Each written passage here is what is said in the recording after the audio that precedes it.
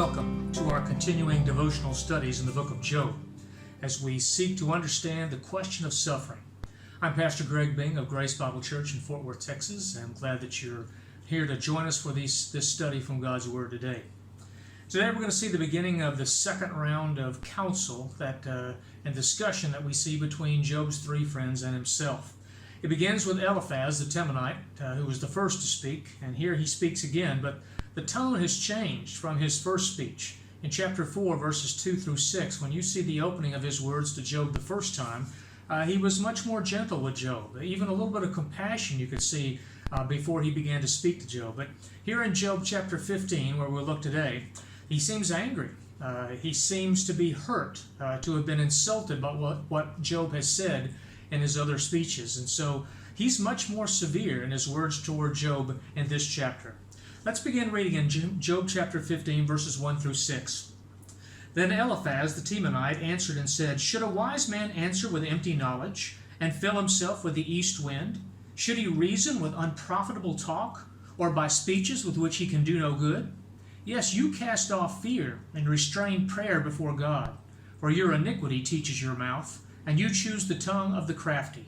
Your own mouth condemns you, and not I. Yes, your own lips testify against you.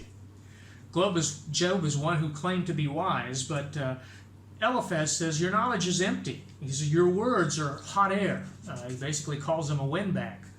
He says, you're not even worthy of us answering such speech as this. And how can we reason with such useless words that you speak? He says, in verse 4, he says, you cast off fear. You break off fear, and the fear there I think refers to a fear or reverence of God. You restrain or you keep back prayer to God. He's talking about the spiritual life of Job. The meaning here has two possible meanings. Number one, that Job has harmed his own spiritual life by breaking off his fear of God and his prayer to God, or that Job has discouraged others in their own spiritual life from fearing God and praying to God. Now, why has this happened to Job? Verse 5, he really gives us the answer. It says, your iniquity. Now, this is what they assume about him, that he's committed some sort of sin. Your iniquity produces these words. Your iniquity is what led you to say what you did. Words, he says, that are crafty, words that are cunning, words that are deceitful, as he believes. He says, therefore, your own mouth condemns you, and not I. I don't have to condemn you. Your own lips testify against you that you're wicked. In verses 7 through 16, we find that Eliphaz questions Job's wisdom. In fact, he asks him about 10 or 12 questions here. In verse 7, he says this, Are you the first man who was born? Or were you made before the hills? The first thing he asked him is, do you think you're the oldest man that's ever lived? If you're the oldest man that's ever lived, that would probably make you the wisest man. That's what they assume, that with wisdom, with age comes wisdom. He says, in verse 8, he asked him, he says, Have you heard the counsel of God?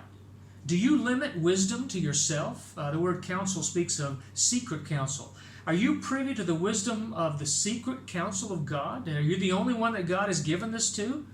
Kind of a little bit hypocritical on Eliphaz's part, considering back in Job chapter 4, he claimed to have received a secret vision, which supposedly came from God that gave him certain wisdom. And yet here he's asking Job if he's privy to the wisdom that God gave, the secret counsel of God. Verse 9, he goes on and he says, What do you know that we do not know? What do you understand that's not in us? Both the gray-haired and the aged are among us, much older than your father. He says, What do you think? Who do you think you are, Job? What do you think you know that we don't know? I says, We're the aged, the gray-headed are among us, even older than your father. That's who's counseling you. You should listen to us. Now, it's interesting. Job never claimed that he had superior knowledge to them. He only claimed, I know what you know. He had equal knowledge. It's an interesting thing. When we look back at the later chapters of the book of Job, you'll find that God makes a totally different assessment than Eliphaz and actually implies that Job's wisdom and his knowledge are superior to that of his three friends. In verse 11, Eliphaz goes on and asks another question. He says, Are the consolations of God too small for you, and the word spoken gently with you? Now, it's possible he's thinking about God's dealings with him, but I think more likely he's thinking about the words that Eliphaz and his other two friends have spoken to Job. They claim that they've spoken comforting words to Job. They claim that they've spoken gently to Job. If you go back and read those chapters again, as we've studied them, I think you'll see there wasn't any comfort in what they said and very little gentleness in their dealings with him. So he says, is that too little for you that you can't respond to that? In verse 12, he goes on and he says, why does your heart carry you away? Why do your emotions and your passions carry you away from what's true and what's wise and what's of God? He says, what do your eyes wink at? That little expression means to wink at or to flash at, almost in mockery.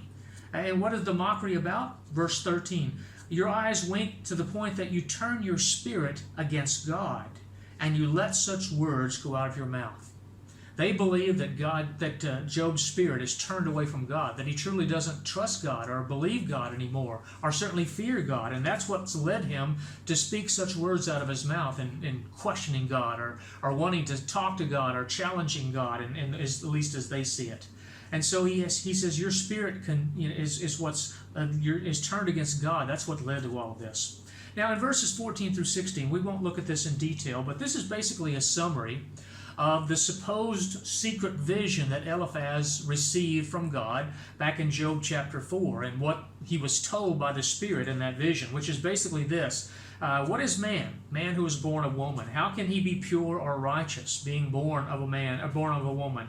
How can God trust such a man, seeing that he is, as he says in this passage, he's abominable, he's filthy, and he drinks iniquity like it's water. You see, now, those are words that he's really directing to Job.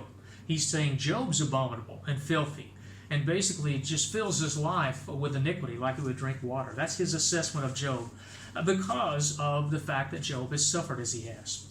In verses 17 through 35, we see that Eliphaz presumes to teach Job wisdom. Verses 17 through 19, let's read those verses. He says, I will tell you, he says, hear me. What I have seen, I will declare. What wise men have told, not hiding anything received from their fathers, to whom alone the land was given, and no alien passed among them. Now, he's talking here about the source. Where did his wisdom come from? Eliphaz says it comes, number one, from experience. I will teach you what I have seen, what I have experienced in my own life and learned myself. He says, and I will also declare to you what I have been educated in. In other words, the traditions of the elders. I will declare to you what wise men have told. Wise men that go way back. That's a dangerous thing to believe that wisdom is based on the traditions of men. Jesus talked about that in Matthew chapter 15, that the Jewish rulers had elevated the tradition of the elders above the very word of God, and that's a very dangerous thing to do. But that's what Eliphaz is relying on here, is his own experience and education. In verses 20 to 24, he describes the wisdom that he believes is evident in what he's seen, and that is the suffering and the fate of the wicked. Job has talked about the arrows being shot at him by God, but what we see in this passage, there are real arrows being shot at him this time by Eliphaz, because he relates what happens to the wicked with things that have happened in Job's own life and the sufferings he's experienced. In verse 20, the first part said, the wicked man writhes with pain all his days. Job was suffering from painful boils. In verse 21, he says in the last part of this verse, in prosperity, the destroyer comes upon him. Job in his prosperity had oppressors come upon him. The Sabaeans and the Chaldeans both came and destroyed his property and his servants. In verse 22, he says this. He says, the wicked does not believe that he will return from darkness, for a sword is waiting for him. It's what Job believed. Job believed that the only thing left for him in this life was death. And that he would never return from this. He didn't know why, but he didn't believe that things were going to get better for him. And then in verse 24, it says this, trouble and anguish make him afraid. They overpower him like a king ready for battle. And certainly Job felt fear. I think in one sense fear of God, but fear of even going to sleep at night because of the nightmares and the visions that he received when he was asleep. And so these are things that Job expressed. Eliphaz takes these things and turns them back on Job. Now, in verses 25 to 26, here's why the wicked suffer, at least in Eliphaz's mind. He says, for this is true. Verse 25, for he stretches out his hand against God. The wicked stretches out his hand against God, in defiance of God. He acts defiantly against the Almighty. running stubbornly against him with his strong embossed shield. 3 times he uses that expression that the wicked stands against God, in opposition to God. And that's what he's implying that Job has done. That Job is standing in opposition to God, stubbornly refusing to acknowledge what must be true, that he is suffering because of some wickedness or sin in his life.